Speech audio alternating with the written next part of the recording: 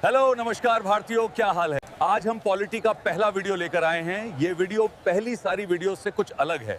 ये वीडियो हमने एक पॉडकास्ट की तरह, जिसमें दो लोग बातें करते हैं, वैसा बनाया है ताकि आप इसे चाहकर भी भूल न सको। ये वीडियो उनके लिए वरदान साबित होगी जो किसी जॉब के साथ एग्जाम्स की तैयारी करते हैं, क्योंकि इस वीडियो को आप कोई काम करते करते या ट्रैवल करते हुए भी सुनकर अपनी पढ़ाई कर सकते हो। तो चलो पहले टॉपिक यानी भारतीय संविधान की ऐतिहासिक पृष्ठभूमि का वीडियो पॉडकास्ट शुरू करते हैं। नमस्कार। आज हम भारतीय संविधान और हमारी शासन व्यवस्था की जड़ों को समझने की कोशिश करेंगे, जो असल में ब्रिटिश शासनकाल से जुड़ी हैं। हाँ, बिल्कुल। ये देखना दिलचस्प है कि कैसे लगभग 200 साल के ब्रिटिश राज में जो कानून और ढांचे बने, उन्होंने आजाद भारत के संविधान और राजनीति पर कितना गहरा असर डाला। और इस चर्चा के लिए हमारा आधार है एम लक्ष्मीकांत की किताब इंडियन पॉलिटी, है ना? जी हाँ, उसका लेटेस्ट 8वां संस्करण। हमारा मकसद सिर्फ एक्ट्स गिनाना नहीं, बल्कि ये समझना है कि ईस्ट इंडिया कंपनी और फिर ब्रिटिश क्राउन के दौर में वो कौन से अहम मोड़ आए जिन्होंने भारत में सरकार और प्रशासन की नींव रखी। ये एक क्रमिक विकास था। तो कहानी शुरू होती है 1600s में, जब ईस्ट इंडिया कंपनी यहाँ आई मसालों और व्यापार के लिए। बिल्कुल, सिर्फ व्यापारी बनकर। लेकिन 1765 में जब उन्हें बंगाल, बिहार और उड़ीसा की दीवानी मिली। हाँ, दीवानी मतलब टैक्स वसूलने का अधिकार। सिर्फ टैक्स नहीं, दीवानी में राजस्व और नागरिक न्याय दोनों के अधिकार थे। यहीं से कंपनी एक व्यापारिक इकाई से एक क्षेत्रीय ताकत बनने लगी। और यहीं से ब्रिटिश सरकार की नजर भी उन पर पड़ी होगी। बिल्कुल। कंपनी मुनाफा कमा रही थी, पर अफसरों के भ्रष्टाचार और कुप्रबंधन की खबरें भी थी। और फिर कंपनी अब सिर्फ व्यापारी नहीं, शासक बन रही थी, तो उसे रेगुलेट करना जरूरी हो गया। और यहीं से शुरू होता है कंपनी रूल 1773-1758 के तहत संवैधानिक विकास का पहला फेज। सही कहा। तो पहला बड़ा कदम था रेगुलेटिंग एक्ट 1773। इसे इतना जरूरी क्यों मानते हैं? देखिए, ये एक्ट कई मायनों में पहला था। ब्रिटिश सरकार का कंपनी के मामलों को कंट्रोल करने का ये पहला सीरियस प्रयास था। अच्छा। पहली बार कंपनी के जो राजनीतिक और प्रशासनिक काम थे, उन्हें ऑफिशियली मान्यता मिली। अच्छा। और सबसे अहम, इसने भारत में एक सेंट्रल एडमिनिस्ट्रेशन, एक केंद्रीय प्रशासन की नींव डाली। केंद्रीय प्रशासन मतलब बंगाल के गवर्नर अब सिर्फ बंगाल के नहीं, बल्कि गवर्नर जनरल ऑफ बंगाल बन गए। और बॉम्बे मद्रास प्रेसिडेंसीज उनके अधीन आ गईं। ओ, तो सत्ता का केंद्रीकरण शुरू हुआ। पहले गवर्नर जनरल वॉरेन हेस्टिंग्स थे। हाँ, वॉरेन हेस्टिंग्स। और उनकी मदद के लिए एक 4 सदस्यों की कार्यकारिणी परिषद भी बनी। और इसी एक्ट में कलकत्ता में सुप्रीम कोर्ट की स्थापना भी हुई थी 1774 में। जी हाँ, बिल्कुल। साथ ही कंपनी के कर्मचारियों पर निजी व्यापार करने और रिश्वत लेने पर पाबंदी लगी। कोशिश थी भ्रष्टाचार रोकने की। और जो कंपनी की गवर्निंग बॉडी थी, कोर्ट ऑफ डायरेक्टर्स, उन्हें अब भारत में अपने रेवेन्यू, सिविल और मिलिट्री मामलों की रिपोर्ट ब्रिटिश सरकार को देनी पड़ती थी। तो कुल मिलाकर ये नियंत्रण और जवाबदेही तय करने की पहली कोशिश थी। एकदम सही। इसके बाद 1781 में एक एक्ट ऑफ सेटलमेंट आया, जिसने 1773 एक्ट की कुछ दिक्कतें दूर की। जी। लेकिन अगला बड़ा पड़ाव शायद पिट्स इंडिया एक्ट 1784 था। उसने क्या बदला? हाँ, पिट्स इंडिया एक्ट बहुत महत्वपूर्ण था। इसने कंपनी के कामों का बंटवारा कर दिया। बंटवारा? कैसा बंटवारा? कंपनी के जो कमर्शियल यानी वाणिज्यिक काम थे और जो पॉलिटिकल यानी राजनीतिक काम थे, उन्हें साफ साफ अलग कर दिया। अच्छा। व्यापारिक मामले तो पहले की तरह कोर्ट ऑफ डायरेक्टर्स देखने लगे, लेकिन राजनीतिक मामलों के लिए, जैसे सिविल एडमिनिस्ट्रेशन, मिलिट्री, रेवेन्यू, इनके लिए एक नया निकाय बना, board of control. Board of control. तो ये सीधे ब्रिटिश सरकार के अंडर था? बिल्कुल। यहीं से शुरू हुई दोहरी सरकार या dual government system. Board of control के जरिए ब्रिटिश सरकार का कंपनी के भारतीय प्रशासन पर सीधा सुपरविजन और कंट्रोल स्थापित हो गया। और इसी एक्ट में पहली बार कंपनी के कब्जे वाले इलाकों को भारत में ब्रिटिश संपत्ति कहा गया। हाँ, ये बहुत सिग्निफिकेंट था। ब्रिटिश पोजेशंस इन इंडिया, ये महज रेगुलेशन नहीं था, ये भारत पर ब्रिटिश दावे को और पुख्ता करने वाला कदम था। ये दिलचस्प है कि कैसे व्यापार करने आई कंपनी धीरे धीरे राजनीतिक नियंत्रण का जरिया बन गई। हाँ, और ये प्रक्रिया चलती रही। इसके बाद कई चार्टर एक्ट्स आए, जैसे 1813 का चार्टर एक्ट। उसमें क्या खास था? 1813 के एक्ट में 2-3 बातें अहम थीं। पहली, कंपनी की जो ट्रेड मोनोपोली थी भारत में वो खत्म कर दी गई। पूरी तरह से? नहीं, चाय और चीन के साथ व्यापार को छोड़कर बाकी व्यापार अब सभी ब्रिटिश व्यापारियों के लिए खोल दिया गया। अच्छा, और? दूसरी बात, इसने भारत में कंपनी के क्षेत्रों पर ब्रिटिश क्राउन की सॉवरेनिटी मतलब संप्रभुता को और ज्यादा स्पष्ट रूप से जताया। और तीसरा, ईसाई मिशनरियों को भारत आने और पश्चिमी शिक्षा के प्रसार की अनुमति मिली। और फिर आया 1833 का चार्टर एक्ट। इसे ब्रिटिश भारत में सेंट्रलाइजेशन का पीक कहा जाता है। क्यों?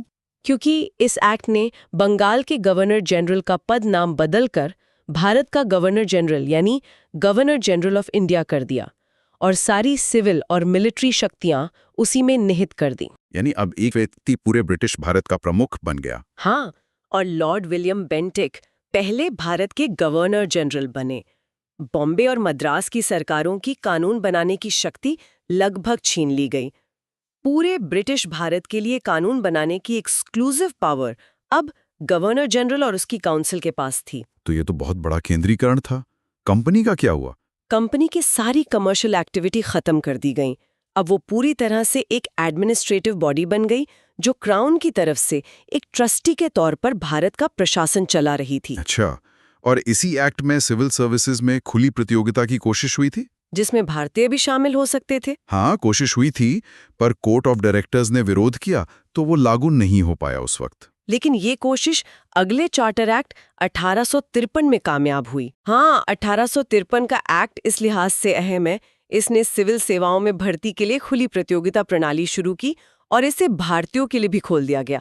मैकाले कमेटी भी इसी के तहत 1854 में बनी थी। और क्या हुआ 1853 में? एक और बहुत बड़ा बदलाव आया। पहली बार गवर्नर जनरल की काउंसिल के लेजिस्लेटिव यानी विधायी और एग्जीक्यूटिव यानी कार्यकारी कामों को अलग किया गया। अच्छा, कैसे? काउंसिल में 6 नए सदस्य जुड़े गए जिन्हें लेजिस्लेटिव काउंसलर्स कहा गया। इसने एक तरह से एक अलग इंडियन सेंट्रल लेजिस्लेटिव काउंसिल की नींव रखी। इसे मिनी पार्लियामेंट भी कहा जाता है। मिनी पार्लियामेंट, और इसमें स्थानीय प्रतिनिधित्व की भी बात थी शायद। हाँ, ये भी पहली बार हुआ। इन 6 नए सदस्यों में से 4 को मद्रास, बॉम्बे, बंगाल और आगरा की प्रांतीय सरकारों द्वारा नियुक्त किया जाना था।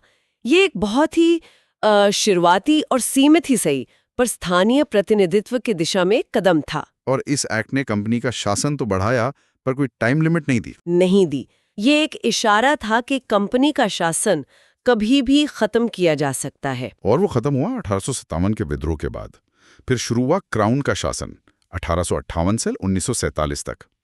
पहला कदम था गवर्नमेंट ऑफ इंडिया एक्ट 1858। बिल्कुल, 1857 के विद्रोह ने ब्रिटिश सरकार को हिला दिया था, तो ये एक्ट लाया गया जिसे act for the good government of India भी कहा गया।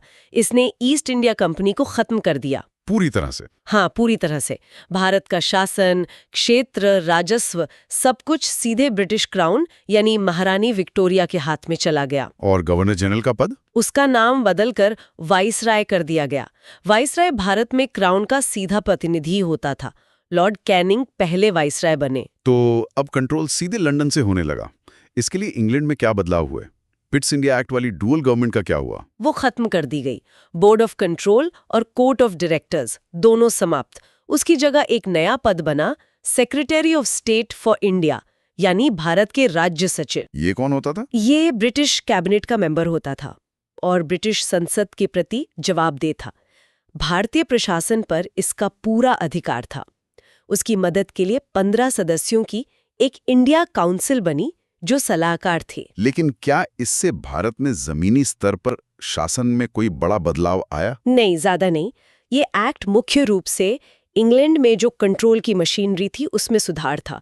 भारत में जो सिस्टम चल रहा था वो कमोबेश वैसा ही रहा। 1857 के बाद शायद अंग्रेजों को लगा होगा कि भारतीयों को साथ लेना जरूरी है। क्या इसी सोच से 1861 का इंडियन काउंसिल्स एक्ट आया? हाँ, काफी हद तक। इसे भारत में रिप्रेजेंटेटिव इंस्टीट्यूशंस की शुरुआत मानते हैं, क्योंकि इसने वाइसराय को अधिकार दिया कि वो अपनी लेजिस्लेटिव काउंसिल में कुछ भारतीयों को नॉन ऑफिशियल मेंबर्स के तौर पर नॉमिनेट कर सकता है। अच्छा, किसी को किया भी गया? हाँ, 1862 में लॉर्ड कैनिंग ने 3 लोगों को नॉमिनेट किया, बनारस के राजा, पटियाला के महाराजा और सर दिनकर राव। ये सांकेतिक था, पर एक शुरुआत थी। और आपने कहा था कि 1833 के एक्ट ने केंद्रीकरण किया था। क्या 1861 ने उसे पलटा? हाँ, ये भी हुआ। इसने बॉम्बे और मद्रास प्रेसिडेंसी को कानून बनाने की शक्तियां वापस दे दी। तो डिसेंट्रलाइजेशन यानी विकेंद्रीकरण की प्रक्रिया शुरू हुई। जो ट्रेंड 1773 से शुरू होकर 1833 में पीक पर था, वो अब रिवर्स हो रहा था।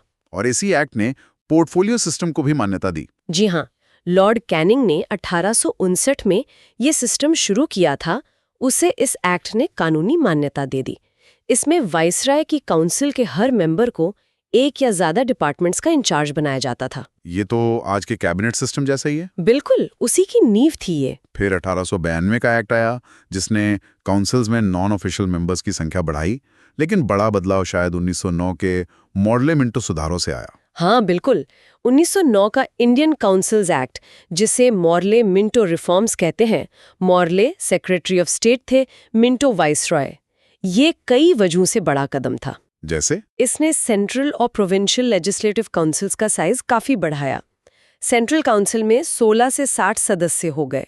सदस्यों को ज्यादा अधिकार मिले, जैसे बजट पर प्रस्ताव लाना, सप्लीमेंट्री सवाल पूछना। और पहली बार किसी भारतीय को वाइसरॉय की एग्जीक्यूटिव काउंसिल में जगह मिली। हाँ, ये बहुत बड़ी बात थी। सत्येंद्र प्रसाद सिन्हा पहले भारतीय बने जिन्हें वाइसरॉय की एग्जीक्यूटिव काउंसिल में लॉ मेंबर के तौर पर शामिल किया गया। लेकिन इसी एक्ट ने सेपरेट इलेक्टोरेट्स यानी पृथक निर्वाचक मंडल की शुरुआत भी की, जो बहुत विवादास्पद रहा। हाँ, और यही इस एक्ट का सबसे दुर्भाग्यपूर्ण पहलू साबित हुआ।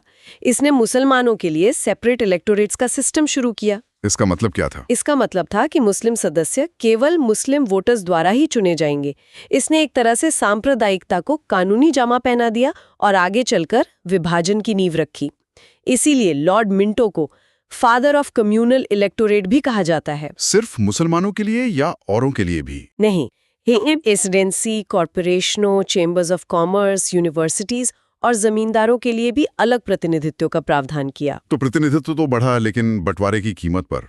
खैर, इसके बाद वर्ल्ड वॉर 1 हुआ, हालात बदले और फिर आया गवर्नमेंट ऑफ इंडिया एक्ट 1919 यानी मॉन्टेग्यू चेम्सफोर्ड सुधार। इसका लक्ष्य क्या था? इसका घोषित लक्ष्य था भारत में धीरे धीरे रिस्पॉन्सिबल गवर्नमेंट यानी उत्तरदायी सरकार की स्थापना करना। अच्छा। इसके लिए प्रांतों में एक नई व्यवस्था लागू की गई, जिसे द्वैध शासन या डायरकी कहा गया। डायरकी ये क्या थी?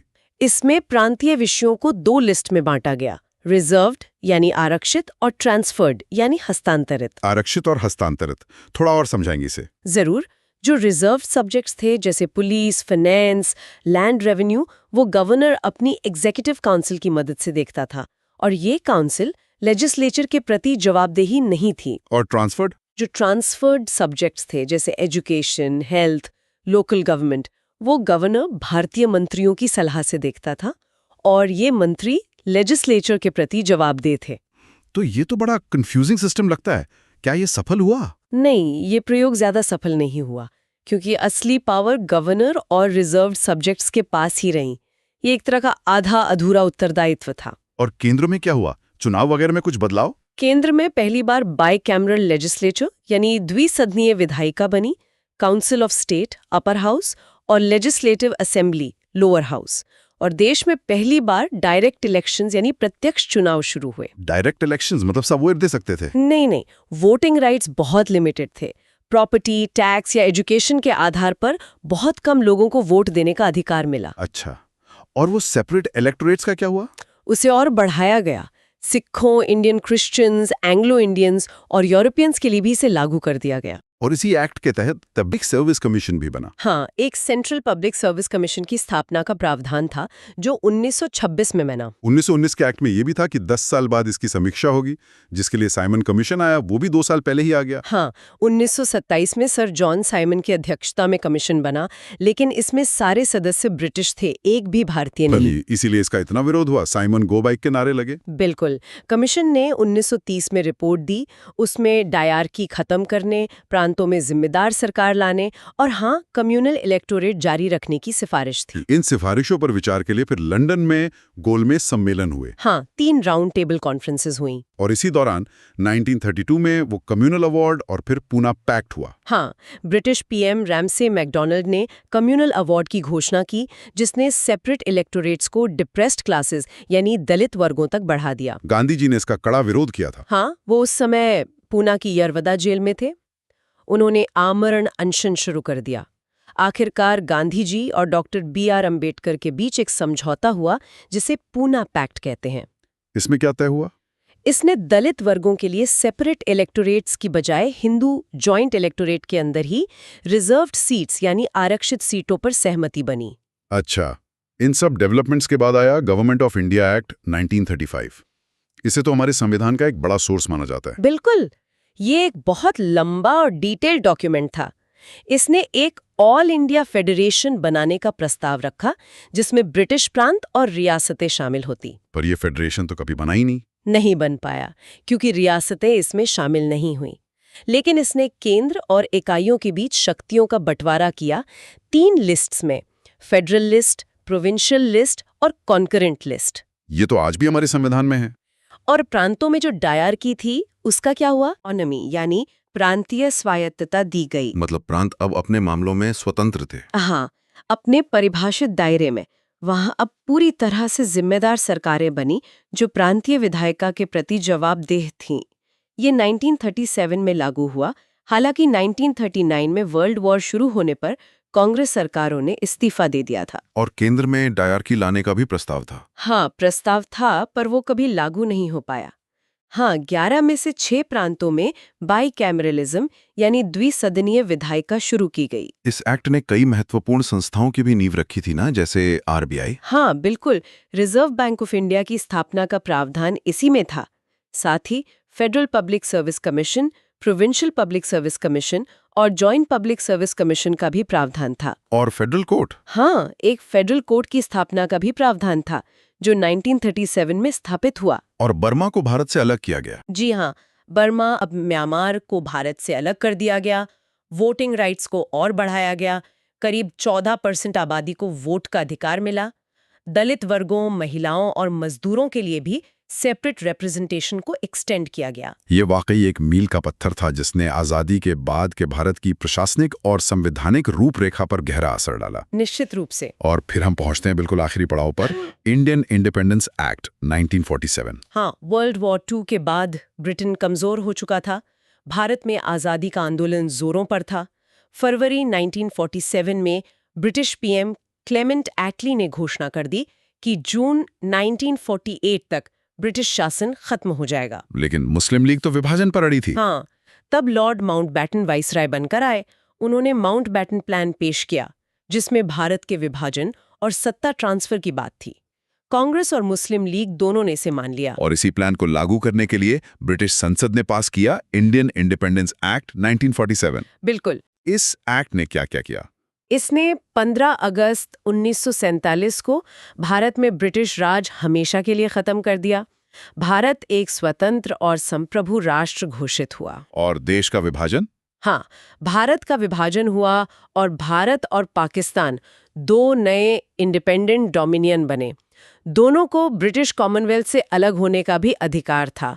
वायसराय का पद खत्म कर दिया गया और दोनों डोमिनियन के लिए गवर्नर जनरल का पद बनाया गया, जिसे ब्रिटिश क्राउन डोमिनियन कैबिनेट की सलाह पर नियुक्त करता। और जो संविधान सभा 1946 में बनी थी, उसका क्या हुआ?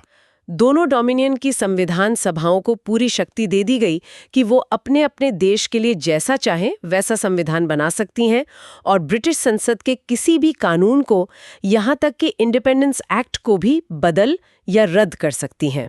रियासतों का क्या हुआ? उन पर से ब्रिटिश पैरामाउंसी यानी सर्वोच्चता खत्म हो गई। उन्हें आज़ादी दी गई कि वो चाहे तो भारत में शामिल हों या पाकिस्तान में या फिर स्वतंत्र रहें। और सत्ता का हस्तांतरण कैसे हुआ? 14-15 अगस्त 1947 की आधी रात को भारत आज़ाद हुआ।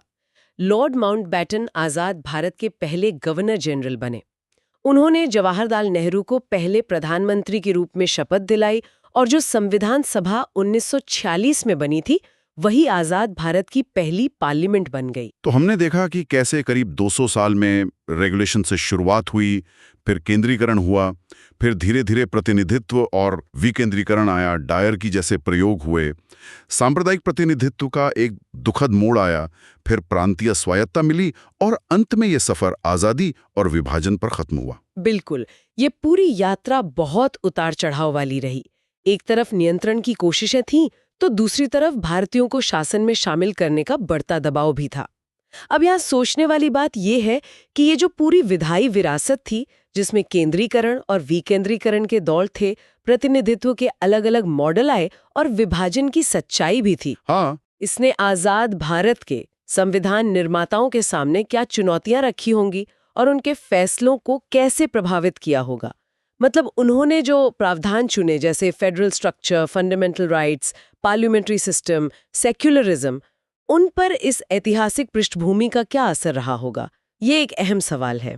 बिल्कुल, इस पर सोचना जरूरी है, जिसका जवाब शायद हमें संविधान सभा की बहसों और उनके सामने मौजूद विकल्पों को और गहराई से देखने पर मिलेगा। तो आज हम इन्हीं स्रोतों की गहराई में उतरेंगे, समझने की कोशिश करेंगे कि भारत का ये विशाल संविधान आखिर बना कैसे, वो कौन सी बहसें थीं, कौन से मोड़ आए और वो क्या बातें हैं जो इसे दुनिया के बाकी संविधानों से अलग खड़ा करती हैं। मतलब मिशन है इस जटिल कहानी को आसान बनाना। बिल्कुल, ये कहानी सिर्फ तारीखों और अनुच्छेदों की नहीं है, ये कहानी है एक नए राष्ट्र के जन्म की, उसकी उम्मीदों और चुनौतियों की। सही कहा। हम देखेंगे कि कैसे एक संविधान सभा की मांग उठी, वो कैसे बनी, किन परिस्थितियों में उसने काम किया, हाँ, और आखिरकार जो दस्तावेज सामने आया उसकी आत्मा क्या है, उसकी ताकत क्या है और उस पर सवाल क्या उठे। तो भारतीय लोकतंत्र की बुनियाद को समझने की एक दिलचस्प यात्रा होने वाली है। यकीनन। तो चलिए शुरू करते हैं सफर को।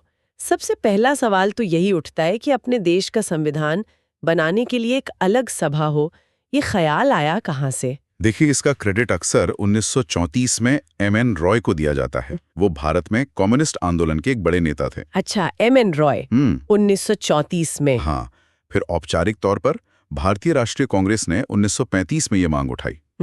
लेकिन असली वजन तब आया जब 1938 में जवाहरलाल नेहरू ने कांग्रेस की तरफ से कहा, नेहरू जी ने, हाँ, कि आजाद भारत का संविधान बिना किसी बाहरी दखल के ऐसी संविधान सभा बनाएगी जो वयस्क मताधिकार यानी सभी वयस्कों के वोट से चुनी गई हो। अच्छा, यानी मांग तो पुरानी थी, अंग्रेजों ने कब सुनी ये आवाज?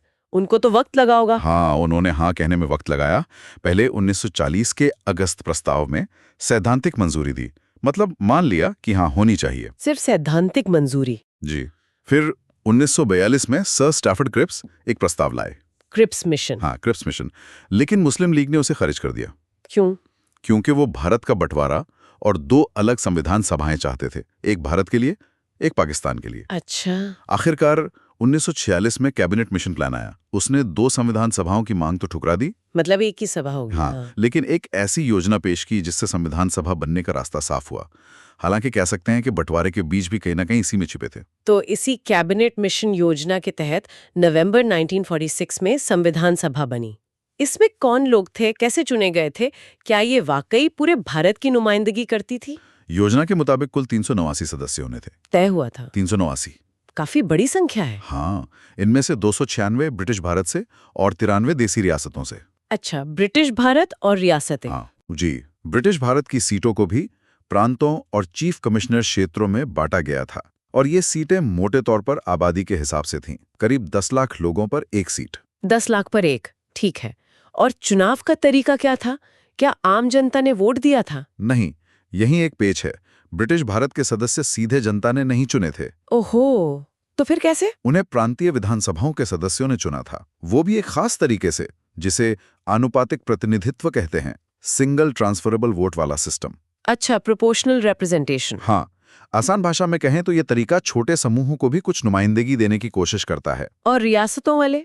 और रियासतों के सदस्य तो मनोनीत होने थे, यानी राजा महाराजा जिन्हें चुनकर भेजते। तो ये सभा मतलब कुछ चुनी हुई और कुछ मनोनीत? बिल्कुल, आंशिक रूप से चुनी हुई और आंशिक रूप से मनोनीत थी। इसका मतलब है कि सीधे जनता द्वारा चुनी हुई न होने का आरोप इस पर शुरू से ही लग सकता था। हाँ, ये आलोचना तो हुई भी, और काफी हुई। तो चुनाव कब हुए इसके?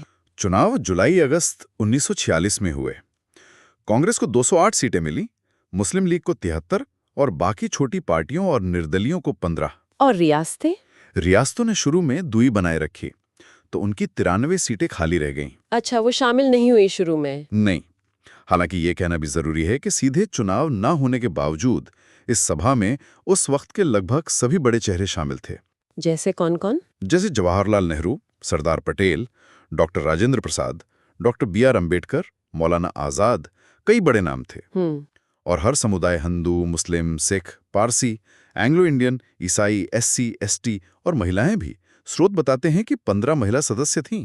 अच्छा, 15 महिलाएं भी थीं? जी, सिर्फ महात्मा गांधी इसमें सदस्य नहीं थे। हाँ, ये एक रोचक तथ्य है कि गांधी जी खुद संविधान सभा के सदस्य नहीं थे। बिल्कुल। सभा बंद तो गई, लेकिन काम कैसे शुरू हुआ? पहली बैठक का माहौल कैसा था? जाहिर है तनावपूर्ण रहा होगा। हाँ, बिल्कुल। पहली बैठक 9 दिसंबर 1946 को हुई, लेकिन मुस्लिम लीग ने इसका बहिष्कार किया। ओहो, उन्होंने बायकॉट कर दिया। हाँ, वो पाकिस्तान की मांग पर अड़े रहे, तो सिर्फ 207 सदस्य ही शामिल हुए। माहौल में बंटवारे का साया साफ दिख रहा था। तो अध्यक्षता किसने की? सबसे बुजुर्ग सदस्य थे डॉक्टर सचिनानंद सिन्हा। उन्हें फ्रांस की तर्ज पर अस्थायी अध्यक्ष चुना गया। अच्छा, अस्थायी अध्यक्ष। जी। और स्थायी अध्यक्ष, परमानेंट चेयरमैन कौन बने? 2 दिन बाद 11 दिसंबर 1946 को डॉक्टर राजेंद्र प्रसाद को स्थायी अध्यक्ष चुना गया। डॉक्टर राजेंद्र प्रसाद। हाँ, साथ ही HC मुखर्जी और बाद में VT कृष्णमाचारी उपाध्यक्ष बने। लेकिन इससे भी ज्यादा महत्वपूर्ण था 13 दिसंबर 1946 का दिन। उस दिन क्या हुआ? उस दिन जवाहरलाल नेहरू ने उद्देश्य प्रस्ताव यानी ऑब्जेक्टिव्स रेजोल्यूशन पेश किया। उद्देश्य प्रस्ताव, ये क्या था और क्यों महत्वपूर्ण था? लगता है ये बहुत अहम था। ये बहुत अहम था। ये एक तरह से संविधान की आत्मा की पहली झलक थी। इसमें बताया गया था कि भारत कैसा देश बनेगा, एक आजाद संप्रभु गणराज्य। विजन डॉक्यूमेंट जैसा। हाँ, कह सकते हैं। इसमें सभी नागरिकों के लिए न्याय, बराबरी, आजादी का वादा था। अल्पसंख्यकों, पिछड़े और कबायली इलाकों के लोगों के हक की हिफाजत का संकल्प था। अच्छा। इसी प्रस्ताव को 22 जनवरी 1947 को सर्वसम्मति से स्वीकार किया गया और इसी का बदलावा रूप आज हमारे संविधान की प्रस्तावना यानी प्रीएम्बल है। तो इसने एक तरह से गाइडलाइन तय कर दी। बिल्कुल, इसने पूरी संविधान निर्माण प्रक्रिया को दिशा दी। फिर 1947 में देश आजाद हुआ और बंटवारा भी हुआ। इसका संविधान सभा पर क्या असर पड़ा? जाहिर है बड़ा असर पड़ा होगा। बहुत बड़ा असर पड़ा। भारतीय स्वतंत्रता अधिनियम 1947 ने 3 मुख्य बदलाव किए। क्या थे वो? पहला, सभा पूरी तरह संप्रभु बन गई, सोवरेन बॉडी। अब वो ब्रिटिश संसद के किसी भी कानून को बदल सकती थी या खत्म कर सकती थी। अपनी मर्जी का संविधान बना सकती थी। मतलब अब अंग्रेजों का कोई कंट्रोल नहीं? बिल्कुल नहीं। दूसरा, सभा सिर्फ संविधान ही नहीं बना रही थी। अच्छा। बल्कि देश के लिए आम कानून बनाने का काम भी कर रही थी। अच्छा, मतलब संसद की तरह। हाँ, एक तरह से भारत की पहली संसद बन गई, डोमिनियन लेजिस्लेचर। जब संविधान बनाने बैठती तो डॉक्टर प्रसाद अध्यक्षता करते और जब कानून बनाने बैठती तो GV मावलंकर। अच्छा, दोहरी भूमिका हो गई। जी। और तीसरा बदलाव बंटवारे से जुड़ा था। हाँ, वो तो होना ही था। तीसरा बदलाव यह था कि पाकिस्तान में शामिल होने वाले इलाकों के मुस्लिम लीग सदस्य सभा से अलग हो गए। तो सदस्य संख्या कम हो गई होगी। हाँ, इससे सदस्यों की कुल संख्या 389 से घटकर 299 रह गई। अच्छा, काफी कम हो गए। जी, ब्रिटिश प्रांतों से 229 और रियासतों से 70 रह गए। और अब रियासतों के प्रतिनिधि भी धीरे धीरे शामिल होने लगे थे। जो पहले नहीं आ रहे थे। हाँ। संविधान बनाने और कानून बनाने के अलावा भी तो सभा ने कुछ अहम काम किए होंगे, कुछ और जिम्मेदारियां। बिल्कुल, कई और महत्वपूर्ण काम किए। जैसे मई 1949 में राष्ट्रमंडल यानी कॉमनवेल्थ में भारत की सदस्यता को मंजूरी दी। अच्छा, कॉमनवेल्थ मेंबरशिप। हाँ। 22 जुलाई 1947 को तिरंगे को राष्ट्रीय ध्वज के रूप में अपनाया। तिरंगा। हाँ। 24 जनवरी 1950 को राष्ट्रगान और राष्ट्रगीत अपनाया गया, जनगण मन और वंदे मातरम। जी। और उसी दिन 24 जनवरी 1950 को ही डॉक्टर राजेंद्र प्रसाद को भारत के पहले राष्ट्रपति के तौर पर चुना गया। अच्छा, ये सब संविधान सभा ने ही किया? हाँ। और ये पूरा संविधान बनने में वक्त कितना लगा? सुना है बहुत लंबा समय था। हाँ, समय तो लगा। कुल 2 साल 11 महीने और 18 दिन लगे। लगभग 3 साल। हाँ, करीब करीब। इस दौरान 11 सत्र हुए। लगभग 60 देशों के संविधानों को खंगाला गया। 60 देश? जी। और मसौदे पर मतलब ड्राफ्ट पर 114 दिन बहस चली। बाप रे, 114 दिन सिर्फ बहस? हाँ, कुल खर्च उस जमाने में करीब 64 लाख रुपए आया। 64 लाख उस समय के हिसाब से तो बहुत बड़ी रकम होगी। बिल्कुल। अंतिम सत्र 24 जनवरी 1950 को हुआ, लेकिन सभा भंग नहीं हुई। अच्छा, तो क्या करती रही? ये 1952 में पहली चुनी हुई संसद आने तक भारत की अंतरिम संसद के तौर पर काम करती रही, प्रोविजनल पार्लियामेंट। समझ गई, तो ये काम जारी रहा। जी। इतना बड़ा काम अकेले तो हुआ नहीं होगा। समितियों यानी कमिटीज की क्या भूमिका थी, खासकर वो प्रारूप समिति जिसके बारे में बहुत सुना है? हाँ, बिल्कुल सही। काम को आसान बनाने के लिए कई समितियां बनाई गईं। कुछ बड़ी थी, कुछ छोटी। बड़ी समितियां कौन सी थीं? बड़ी समितियों में संघ की शक्तियों पर, संघीय संविधान पर, प्रांतीय संविधान पर, मौलिक अधिकारों और अल्पसंख्यकों पर सलाहकार समिति, प्रक्रिया नियमों पर, राज्यों से बातचीत के लिए और संचालन समितियां शामिल थी। इनके अध्यक्ष कौन थे? इनके अध्यक्ष नेहरू, पटेल, राजेंद्र प्रसाद जैसे बड़े नेता थे। लेकिन जैसा आपने कहा, सबसे ज्यादा चर्चित रही प्रारूप समिति यानी ड्राफ्टिंग कमेटी। हाँ, जिसके अध्यक्ष डॉक्टर B.R. अम्बेडकर थे। बिल्कुल। 29 अगस्त 1947 को बनी इस समिति का काम था संविधान का मसौदा तैयार करना। और सदस्य कौन थे अम्बेडकर जी के अलावा? डॉक्टर अम्बेडकर के अलावा इसमें 6 और सदस्य थे। N. Gopalaswami Ayyangar, Alladi Krishnaswami Iyer, doctor K.M. Munshi, Syed Muhammad Saadulla, N. Madhavrao और T.T. कृष्णमाचारी।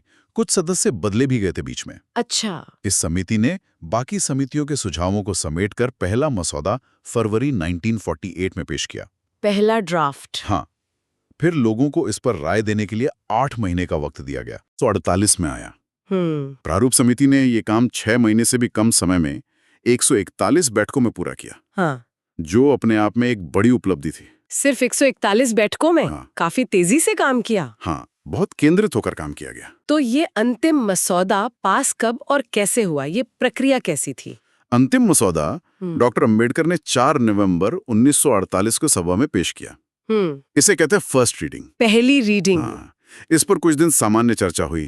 फिर 15 नवंबर 1948 से 17 अक्टूबर 1949 तक, करीब 1 साल। 1 साल तक? हाँ। इस पर दूसरी सबसे लंबी बहस चली, सेकेंड रीडिंग। इसमें हर एक क्लॉज पर, मतलब हर अनुच्छेद पर विस्तार से चर्चा हुई। अच्छा, क्लॉज बाय क्लॉज डिस्कशन। जी। बताया जाता है कि करीब 7600 से ज्यादा संशोधन प्रस्ताव आई। 7,500 से ज्यादा? हाँ, जिनमें से 2400 से ज्यादा पर तो बाकायदा बहस हुई। बाप रे, काफी माथापच्ची हुई होगी, एक एक शब्द पर बहस हुई होगी। यकीनन। फिर तीसरी बहस यानी थर्ड रीडिंग 14 नवंबर 1949 को शुरू हुई और 26 नवंबर 1949 को the constitution as settled by the assembly be passed, ये प्रस्ताव स्वीकार कर लिया गया। तो 26 नवंबर 1949 ये है वो ऐतिहासिक तारीख? बिल्कुल। उस दिन मौजूद 284 सदस्यों ने इस पर हस्ताक्षर किए। यही वो तारीख है जिसका जिक्र हमारी प्रस्तावना में है, जब भारत के लोगों ने इस संविधान को अपनाया, लागू किया और खुद को सौंपा, अंगीकृत, अधिनियमित और आत्मार्पित किया। हाँ, प्रस्तावना में ये शब्द है। तो क्या पूरा संविधान 26 नवंबर 1949 को ही लागू हो गया, उसी दिन से? नहीं, पूरा नहीं। उस दिन नागरिकता, चुनाव, अंतरिम संसद और कुछ अस्थायी प्रावधानों से जुड़े कुछ अनुच्छेद, कुछ आर्टिकल्स। हाँ, कुछ आर्टिकल्स जैसे 5, 6, 7, 8, 9, 60, 324 वगैरह, ये तुरंत लागू हो गए। अच्छा। लेकिन संविधान का बड़ा हिस्सा, मतलब ज्यादातर प्रावधान, वो 26 जनवरी 1950 को लागू हुए। 26 जनवरी 1950, हमारा गणतंत्र दिवस। जी। इसी दिन को हम गणतंत्र दिवस के रूप में मनाते हैं और इसे संविधान के लागू होने की तारीख या कमेंसमेंट डेट कहा जाता है। 26 जनवरी ही क्यों? कोई खास वजह? 26 नवंबर को अपना लिया था तो उसी दिन लागू क्यों नहीं कर दिया? हाँ, इसकी एक ऐतिहासिक वजह है। कांग्रेस ने दिसंबर 1929 के लाहौर अधिवेशन में पूर्ण स्वराज का संकल्प लिया था। हाँ, रावी नदी के तट पर। बिल्कुल।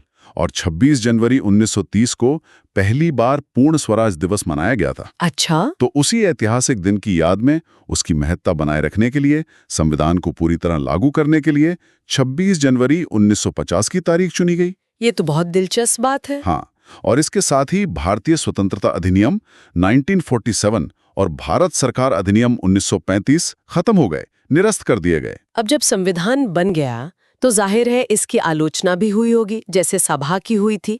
क्या मुख्य आलोचनाएं थी? किन आधारों पर इसे क्रिटिसाइज किया गया? हाँ, कई आधारों पर आलोचना हुई, जैसे कि ये प्रतिनिधि निकाय नहीं थी, क्योंकि सदस्य सीधे जनता ने नहीं चुने थे। हाँ, वो बात तो पहले भी आई थी। बिल्कुल।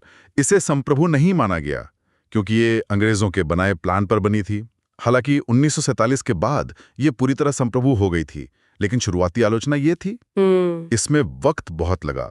आलोचकों ने अमेरिका से तुलना की, जहां संविधान सिर्फ 4 महीने में बन गया था। 4 महीने?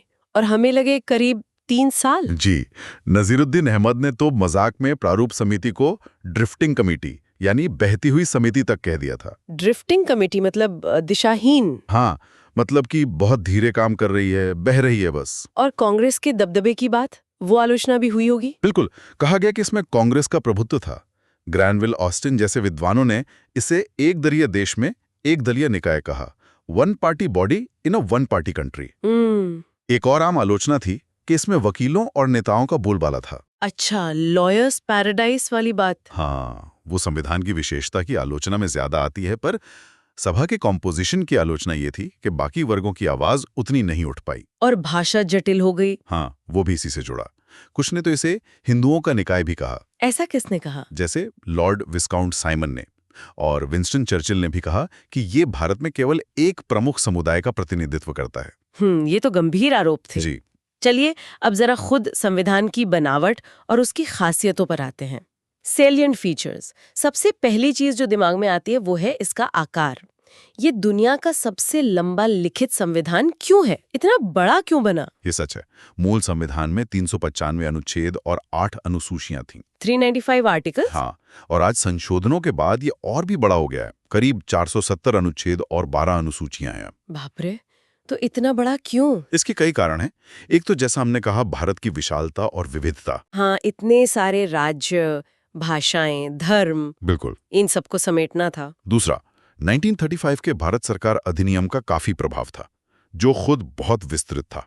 उसका बड़ा हिस्सा अपना लिया गया। अच्छा, गवर्नमेंट ऑफ इंडिया एक्ट 1935। जी। तीसरा, केंद्र और राज्यों दोनों के लिए एक ही संविधान बनाया गया, अलग अलग नहीं, जैसा अमेरिका में है। हाँ, ये भी एक कारण है। और चौथा, जैसा हमने पहले सभा की आलोचना में भी सुना, संविधान सभा में कानून के जानकारों का प्रभुत्व था, वकीलों का। तो उन्होंने हर चीज को विस्तार से लिखने पर जोर दिया ताकि कोई अस्पष्टता ना रहे। अच्छा, मतलब हर चीज साफ साफ लिख दी। हाँ, कोशिश यही थी। एक और बात जो अक्सर कही जाती है कि इसे उधार का थैला या पैबंदगिरी कहा जाता है।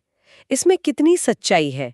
क्या हमने सब कुछ बाहर से ही लिया है? ये आलोचना भी बहुत होती है कि हमने दुनिया भर के संविधानों से चीजें उठाई हैं, और ये बात एक हद तक सही भी है। जैसे कहां से? देखिए, हमारे संविधान का ढांचा, जो एडमिनिस्ट्रेटिव डिटेल्स हैं, वो काफी हद तक 1935 के अधिनियम पर आधारित है।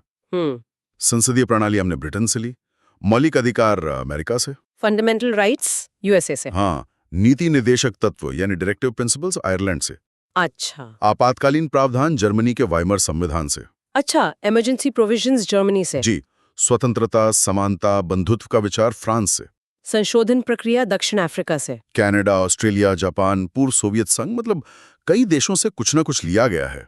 तो क्या इसमें कुछ मौलिक नहीं है? क्या ये बस एक कॉपी पेस्ट जॉब था? नहीं, ऐसा कहना बिल्कुल गलत होगा। डॉक्टर अंबेडकर ने इस आलोचना का बहुत अच्छा जवाब दिया था संविधान सभा में। क्या कहा था उन्होंने? उन्होंने कहा था कि इसमें शर्म की कोई बात नहीं है, क्योंकि संविधान के मूल विचारों पर किसी का एकाधिकार नहीं होता। जरूरी ये है कि हमने इन विचारों को सिर्फ कॉपी नहीं किया, बल्कि उन्हें भारत की जरूरतों और परिस्थितियों के हिसाब से बदला और ढाला है। अच्छा, मतलब अडेप्ट किया है। बिल्कुल। तो ये उधार लेना नहीं, बल्कि दुनिया भर के अनुभवों से सीखकर अपने लिए सबसे बेहतर रास्ता चुनना था। ये बात तो सही है। अच्छा, संविधान में बदलाव की प्रक्रिया कैसी है? क्या इसे बदलना बहुत मुश्किल है या आसान? रिजिड है या फ्लेक्सिबल? यहाँ भी एक संतुलन साधा गया है। भारतीय संविधान ना तो ब्रिटेन की तरह एकदम लचीला है कि संसद आसानी से बदल दे, जहां साधारण बहुमत से बदल जाता है। हाँ, और ना ही अमेरिका की तरह इतना कठोर कि बदलना बहुत मुश्किल हो। वहां तो बहुत मुश्किल है। जी, हमारा संविधान दोनों का मिश्रण है, mixture of rigidity and flexibility. कैसे? कुछ प्रावधान हैं जिन्हें संसद साधारण बहुमत से बदल सकती है, जैसे नए राज्य बनाना या नागरिकता के नियम। अच्छा, कुछ अहम हिस्से हैं ज्यादातर जिन्हें बदलने के लिए संसद के विशेष बहुमत की जरूरत होती है, यानी दोनों सदनों में उपस्थित और मतदान करने वालों का 2/3 बहुमत, जो कुल सदस्य संख्या के आधे से ज्यादा हो। Special majority. हाँ, और कुछ प्रावधान ऐसे हैं जो संघीय ढांचे से जुड़े हैं उन्हें बदलने के लिए इस विशेष बहुमत के साथ साथ कम से कम आधे राज्यों की विधानसभाओं की मंजूरी भी चाहिए। अच्छा, राज्यों की सहमति भी जरूरी है। जी, जैसे राष्ट्रपति का चुनाव या शक्तियों का बंटवारा, तो जरूरत के हिसाब से लचीलापन भी है और अहम ढांचे की सुरक्षा के लिए कठोरता भी। समझ गई। अब भारत की शासन प्रणाली को अक्सर एकात्मक झुकाव वाली संघीय व्यवस्था कहा जाता है, फेडरल सिस्टम विद यूनिटरी बायस। इसका क्या मतलब है? ये सुनने में थोड़ा कंफ्यूजिंग लगता है। हाँ, लगता है। देखिए, संघीय व्यवस्था यानी फेडरल सिस्टम में शक्तियां केंद्र और राज्यों के बीच बटी होती हैं, जैसे अमेरिका में। हाँ, डुअल पॉलिटी। जी, हमारे यहाँ भी 2 सरकारें हैं, केंद्र और राज्य। शक्तियों का बंटवारा है, 3 सूचियां हैं, संघ सूची, राज्य सूची, समवर्ती सूची। लिखित संविधान है, संविधान की सर्वोच्चता है, स्वतंत्र न्यायपालिका है। ये सब संघीय लक्षण हैं, फेडरल फीचर्स। ठीक है, तो फिर एकात्मक झुकाव क्यों? वो इसलिए कि साथ ही कई बातें ऐसी हैं जो केंद्र को ज्यादा शक्तिशाली बनाती हैं, स्ट्रॉन्ग सेंटर। जैसे एकल नागरिकता, पूरे देश की एक ही सिटीजनशिप, एक ही संविधान केंद्र और राज्यों के लिए। राज्यपाल की नियुक्ति केंद्र द्वारा की जाती है। अखिल भारतीय सेवाएं, आईएएस, आईपीएस, जो केंद्र द्वारा भर्ती होते हैं पर राज्यों में काम करते हैं। हाँ, और सबसे बढ़कर आपातकाल लगाने की केंद्र की शक्ति, इमरजेंसी प्रोविजंस, जिसमें पूरा ढांचा एकात्मक जैसा हो जाता है। सारी शक्ति केंद्र के पास आ जाती है। अच्छा, इमरजेंसी के समय। जी, इसीलिए कहा जाता है कि हमारा ढांचा है तो संघीय, पर उसका झुकाव केंद्र की तरफ ज्यादा है, यूनिटरी बायस है। और संविधान में फेडरेशन शब्द नहीं है। नहीं, संविधान में कहीं भी फेडरेशन शब्द इस्तेमाल नहीं हुआ। आर्टिकल 1 में कहा गया है, India, that is Bharat, shall be a union of states. Union of states, इसका क्या मतलब है? इसका मतलब है कि भारतीय संघ राज्यों के बीच किसी समझौते का परिणाम नहीं है, जैसे अमेरिका में था। और दूसरा, किसी भी राज्य को संघ से अलग होने का अधिकार नहीं है। The federation is indestructible. समझ गई। अच्छा, हमने सरकार का संसदीय रूप अपनाया है, पार्लियामेंट्री फॉर्म, ब्रिटेन की तरह। इसकी खास बातें क्या है? अध्यक्षीय प्रणाली से ये कैसे अलग है? हाँ, हमने अमेरिका की अध्यक्षीय प्रणाली यानी प्रेसिडेंशियल सिस्टम की जगह ब्रिटेन का वेस्टमिंस्टर मॉडल चुना। Westminster model. जी, इसकी सबसे बड़ी खासियत है कार्यपालिका और विधायिका के बीच सहयोग और समन्वय। कार्यपालिका, सरकार यानी प्रधानमंत्री और मंत्री, अपनी नीतियों और कामों के लिए विधायिका संसद के प्रति जवाबदेह होती है। Collective responsibility. हाँ, मंत्री विधायिका के सदस्य होते हैं। सरकार तभी तक सत्ता में रहती है जब तक उसे लोकसभा में बहुमत का समर्थन हासिल हो। बहुमत खोने पर उन्हें इस्तीफा देना पड़ता है। हाँ, राष्ट्रपति या राज्यपाल नाम मात्र के प्रमुख होते हैं, नॉमिनल एग्जीक्यूटिव, जबकि असली शक्ति प्रधानमंत्री या मुख्यमंत्री और उनकी कैबिनेट के पास होती है। ठीक है। ब्रिटेन से क्या अंतर है फिर? ब्रिटेन से 2 बड़े अंतर हैं। पहला, हमारी संसद ब्रिटेन की संसद की तरह सर्वोच्च या सॉवरेन नहीं है।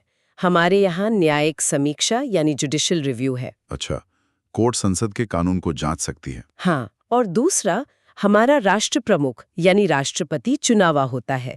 वो एक गणराज्य यानी रिपब्लिक है, जबकि ब्रिटेन में राष्ट्र प्रमुख वंशानुगत होता है यानी राजशाही मोनार्की है। हाँ, ये बहुत बड़ा अंतर है। आपने न्यायपालिका की समीक्षा की बात की, तो संसद की कानून बनाने की शक्ति और न्यायपालिका की उसे जांचने की शक्ति के बीच संतुलन कैसे बनता है? ये बड़ा नाजुक संतुलन लगता है। ये भारतीय संविधान की एक और खूबी है।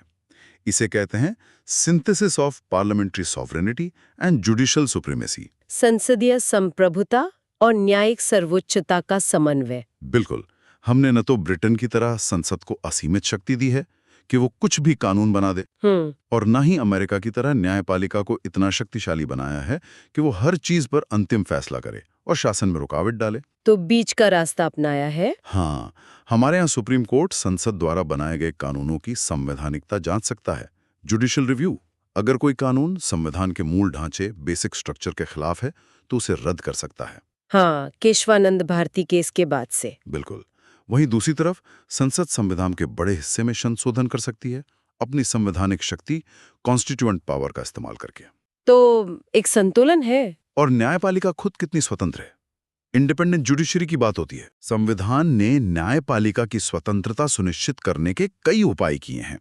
ये बहुत जरूरी है लोकतंत्र के लिए। क्या उपाय हैं? हमारे यहाँ एकीकृत न्यायपालिका, इंटीग्रेटेड जुडिशरी है। मतलब सुप्रीम कोर्ट सबसे ऊपर, फिर राज्यों में हाई कोर्ट्स और नीचे जिला अदालतें।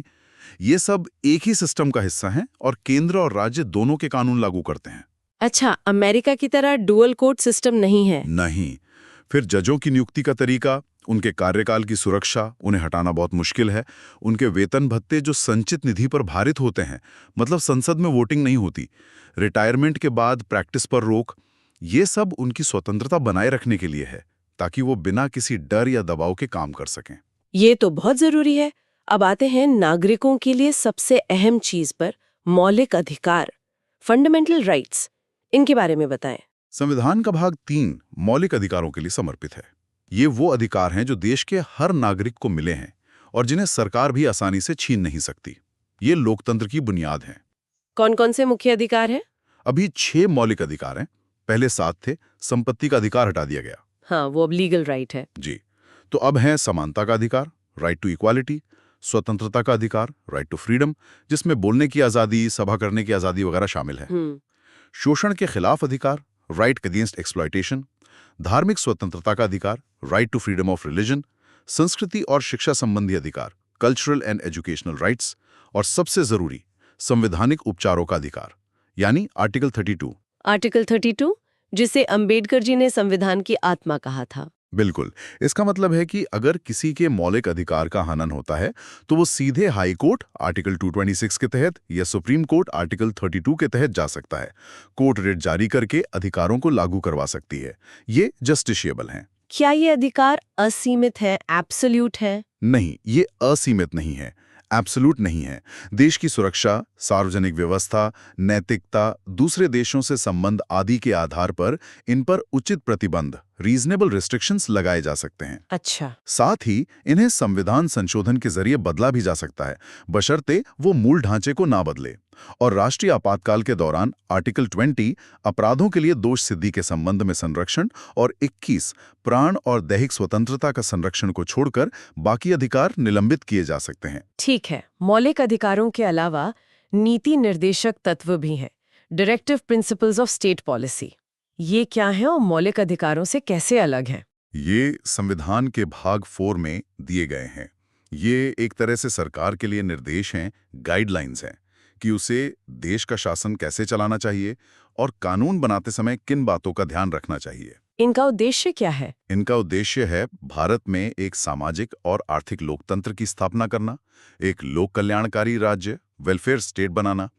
इनमें सामाजिक और आर्थिक न्याय की बातें हैं। जैसे? कुछ उदाहरण, जैसे समान काम के लिए समान वेतन, ग्राम पंचायतों का गठन, नागरिकों के लिए समान नागरिक संहिता, यूनिफॉर्म सिविल कोड लागू करने का प्रयास, पर्यावरण की रक्षा, काम का अधिकार, शिक्षा का अधिकार, जिसे बाद में मौलिक अधिकार भी बनाया गया, वगैरह। तो ये मौलिक अधिकारों से अलग कैसे हैं? सबसे बड़ा अंतर यह है कि अगर सरकार इन्हें लागू नहीं करती तो आप कोर्ट नहीं जा सकते। ये गैर न्यायोचित हैं। अच्छा, इन्हें कोर्ट में इन्फोर्स नहीं करवा सकते? जी, लेकिन संविधान खुद कहता है, आर्टिकल 37, कि ये देश के शासन के लिए मूलभूत हैं और कानून बनाते समय सरकार का कर्तव्य है कि इन्हें लागू करें। तो ये नैतिक रूप से बाध्यकारी हैं। समझ गए। और मौलिक कर्तव्य, फंडामेंटल ड्यूटीज, वो कब और क्यों जोड़े गए? ये मूल संविधान में नहीं थे, जैसा आपने कहा, ये बाद में जोड़े गए। हाँ? इन्हें 1976 में 42वां संशोधन द्वारा स्वर्ण सिंह समिति की सिफारिश पर जोड़ा गया। उस समय देश में आपातकाल लगा हुआ था। अच्छा, इमरजेंसी के दौरान? जी। फिर 2002 में 86वें संशोधन से एक और कर्तव्य जोड़ा गया। अब कुल 11 मौलिक कर्तव्य हैं। ये भाग 4A में अनुच्छेद 51A के तहत दिए गए हैं।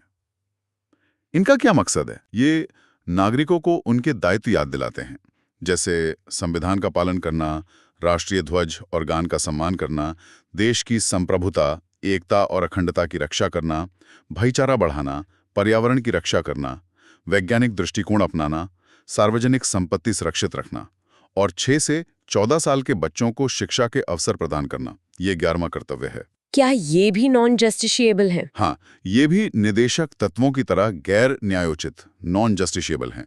मतलब इन्हें लागू करवाने के लिए आप कोर्ट नहीं जा सकते, लेकिन ये नागरिकों के लिए एक नैतिक संहिता की तरह हैं। ठीक है। अब बात करते हैं धर्मनिरपेक्षता की, सेक्युलरिज्म। भारत एक धर्मनिरपेक्ष राज्य है, संविधान इसे कैसे सुनिश्चित करता है?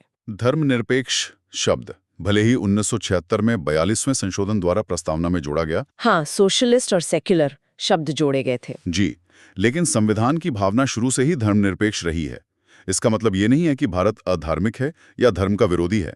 तो फिर क्या मतलब है? इसका मतलब है कि राज्य का अपना कोई आधिकारिक धर्म नहीं है और राज्य सभी धर्मों का समान रूप से सम्मान करेगा, सर्वधर्म समभाव और किसी भी नागरिक के साथ धर्म के आधार पर भेदभाव नहीं करेगा। संविधान में कहाँ-कहाँ ये दिखता है? कई जगह। प्रस्तावना में तो है ही विचार, अभिव्यक्ति, विश्वास, धर्म और उपासना की स्वतंत्रता। फिर मौलिक अधिकारों में अनुच्छेद 14 कानून के समक्ष समानता, अनुच्छेद 15 धर्म, जाति, लिंग आदि के आधार पर भेदभाव का निषेध, अनुच्छेद 16 सरकारी नौकरियों में अवसर की समानता और खासकर अनुच्छेद 25 से 28 जो धार्मिक स्वतंत्रता का अधिकार देते हैं। हाँ, right to freedom of religion. कहता है कि किसी व्यक्ति को किसी विशेष धर्म को बढ़ावा देने के लिए टैक्स देने के लिए मजबूर नहीं किया जा सकता। और अनुच्छेद 28 सरकारी शिक्षण संस्थानों में धार्मिक शिक्षा पर रोक लगाता है। इसके अलावा नीति निदेशक तत्वों में अनुच्छेद 44 है जो राज्य से समान नागरिक संहिता यूनिफॉर्म सिविल कोड लाने का प्रयास करने को कहता है, जो धर्मनिरपेक्षता की दिशा में एक कदम माना जाता है। तो भारत का सेक्युलरिज्म पश्चिमी देशों से अलग है। हाँ, थोड़ा अलग है। पश्चिम में अक्सर धर्म और राज्य के बीच पूर्ण अलगाव, कंप्लीट सेपरेशन की बात होती है, जिसे नेगेटिव सेक्युलरिज्म कहते हैं। भारत का मॉडल पॉजिटिव सेक्युलरिज्म का है, जो सभी धर्मों के प्रति समान आदर और राज्य द्वारा सभी धर्मों को समान समर्थन देने पर आधारित है। समझ गई। और कुछ खास बातें जो भारतीय संविधान को अलग बनाती हैं? कुछ और सेलिएंट फीचर्स? हाँ, कई और हैं, जैसे सार्वभौमिक वयस्क मताधिकार, यूनिवर्सल अडल्ट फ्रेंचाइज। ये बहुत बड़ी बात थी उस जमाने में। हाँ, मतलब बिना किसी भेदभाव के सबको वोट का अधिकार। बिल्कुल। जब संविधान बना तब 21 साल की उम्र थी। बाद में 61 ने संशोधन 1988 से इसे 18 साल कर दिया गया। ये सामाजिक बराबरी का प्रतीक है। सही कहा। और एकल नागरिकता, सिंगल सिटीजनशिप, पूरे देश के लिए एक ही नागरिकता है, राज्यों की अलग नागरिकता नहीं है, जैसा अमेरिका या स्विट्जरलैंड में होता है। ये भारत की एकता को मजबूत करती है। स्वतंत्र निकाय, इंडिपेंडेंट बॉडीज। संविधान ने सिर्फ विधायिका, कार्यपालिका और न्यायपालिका ही नहीं बनाए, बल्कि कुछ स्वतंत्र निकाय भी स्थापित किए जो लोकतंत्र के प्रहरी हैं। जैसे चुनाव आयोग, इलेक्शन कमीशन, भारत का नियंत्रक एवं महालेखा परीक्षक CAG, संघ लोक सेवा आयोग UPSC, राज्य लोक सेवा आयोग SPSC। ये बिना सरकारी दखल के अपना काम करते हैं। हाँ, ये बहुत महत्वपूर्ण संस्थाएं हैं। बिल्कुल। फिर है आपातकालीन प्रावधान, इमरजेंसी प्रोविजंस। अनुच्छेद 352 राष्ट्रीय आपातकाल, 356 राज्यों में राष्ट्रपति शासन और 360 वित्तीय आपातकाल। ये केंद्र को असाधारण स्थितियों से निपटने की शक्ति देते हैं, हालांकि इनके दुरुपयोग की आशंका भी रहती है। राष्ट्रपति शासन का तो काफी इस्तेमाल हुआ है। हाँ, हुआ है। फिर है त्रिस्तरीय सरकार, 3 टायर गवर्नमेंट।